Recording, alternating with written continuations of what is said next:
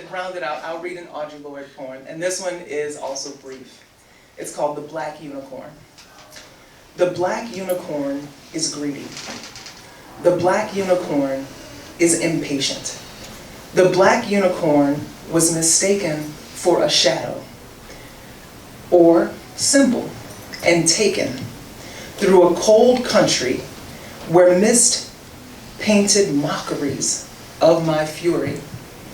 It is not on her lap where the horn rests, but deep in her moon pit growing. The black unicorn is restless. The black unicorn is unrelenting. The black unicorn is not free. Thank you.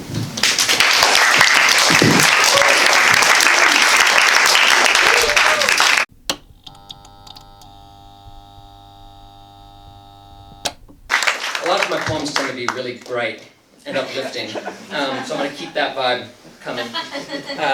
This one's called Like Seamus Before Him. We slipped our bodies between the waves off Donegal, like a needle shimmies into the tip of a finger, between indistinguishable ridges, bubbling like champagne just popping off.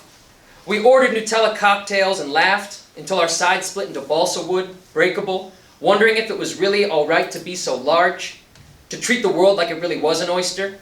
We put our nose on paper plates and got high as hay in July, found a retreat in dance halls, let the wind blow us away once the dish was licked clean.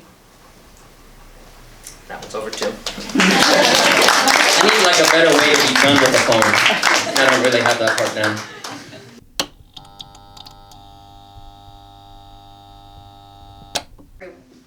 Can you hear me? Yeah. Okay. Hello, everyone. I actually told my husband when I looked at the demographics here that I would be the one person who wasn't reading off my phone. Numbers frightened me. Not the shapes, colors, and textures decorating the classroom walls, but what to do after writing each problem in pencil on lined paper, knowing my erasures would rub holes into the once smooth surface. When no one was looking, I counted on my fingers, needing more digits than 10. I felt like a cheaply made abacus assembled from leftover bits, bent wires slowing clumsy fingers.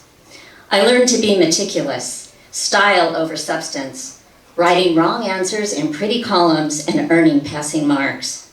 Daily, I grew more proficient at tallying my deficiencies.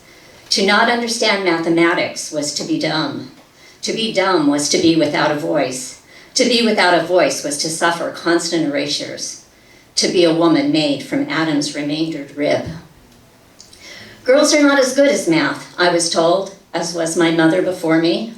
I didn't see how easily I could string beads and make patterns out of found objects, the formulas and geometric shapes hiding in my constant doodles, the everyday music gliding through my days, the Mother Goose iambic pentameter on which I cut my teeth. No one ever suggested that someday I might learn to reinvent arithmetic and make it my own.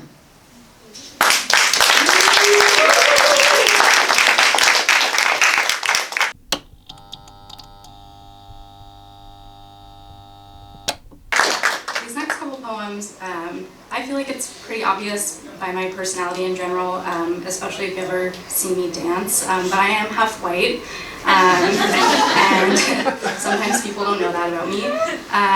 And these poems are inspired by that, and you know, it's a weird math to be half of something. This one's called Heirlooms.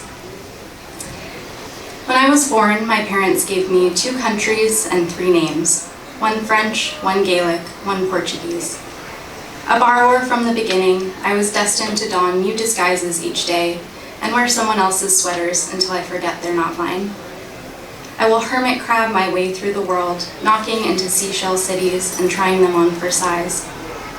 My parents gave me 3 names, meaning light, island, and pear tree.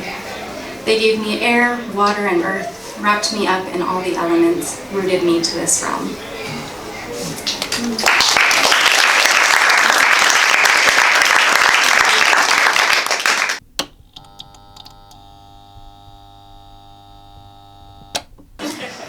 So he explained my acronym was more odd towards home, so I very loosely interpreted the math theme for tonight. And you mentioned earlier that you're from somewhere else, so I kind of wanted to ask you where home is for you. Sure, the Northeast. The Northeast? Okay, cool. My home is the South, so the first two poems are kind of Southern themed, hence the boots as well.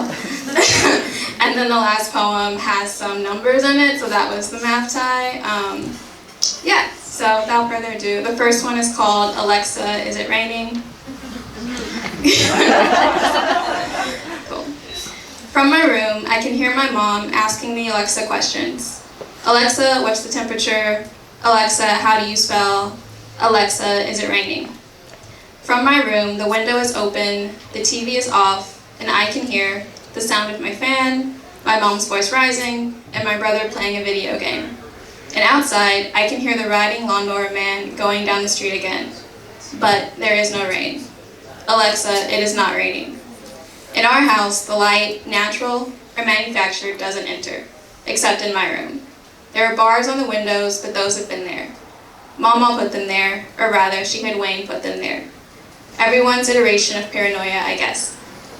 A pecan tree down for a hurricane that didn't come, bars up, a curtain closed, and lights off. Yet, growing up, the lights were always on. When I went to college, I had to learn how to turn the lights off when leaving a room. That concern was not ingrained in me. In college, my roommate sophomore year, aka former friend, you know how living together goes, slipped on some water from my shower. That was the final dissolution of our friendship. But I didn't learn to clean up the water from a shower. I thought it evaporated into the ground. Luckily, I learned later that it didn't. Especially as Mom begged my mom to not wet the floor when she exited the shower, because it would weaken the tile. Weaken it did. Danger is far away. You're on the edge for it, waiting for flying water and wind to cause a tree to crash into your house, or someone to kick in your door to steal your prized mug with a butterfly on it, and kill you while your cheek melts into the cold side of your long salmon-colored pillow. You bring someone to the hospital and expect to leave with them, and then you don't. The local mortuary, the man who will later tell the story of how your grandma believed in him to be somebody, leaves with her instead. And then you sit in the dark and white Jaguar that night, waiting for your mom and your brother to exit the hospital, and you think, it didn't work out. And the dark punches you. In this new way of life, the curtains are closed, one room is empty, there's no rain to be heard, but my mom asked Alexa, is it raining?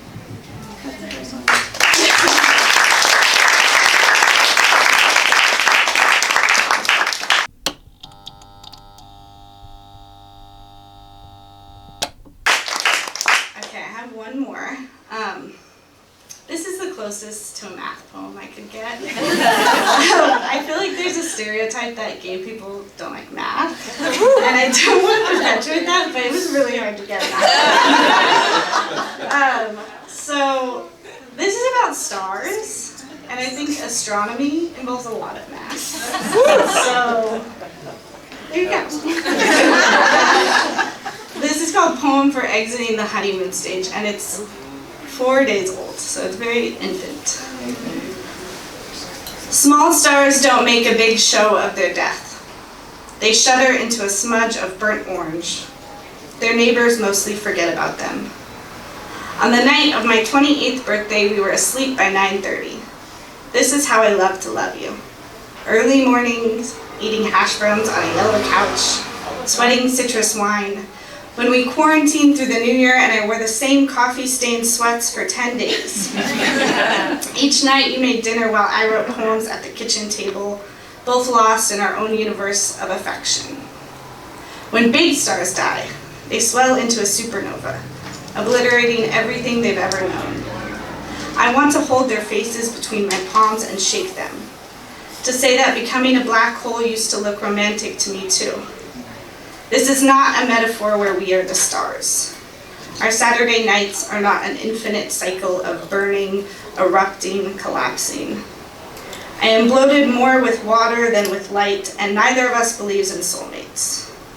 Still, every time I bite my nails and you take my hand from my mouth and press it between your palms, I know somewhere above us the stars must be dying, quiet or loud. But I can't hear anything except my own wounded body knitting itself back together.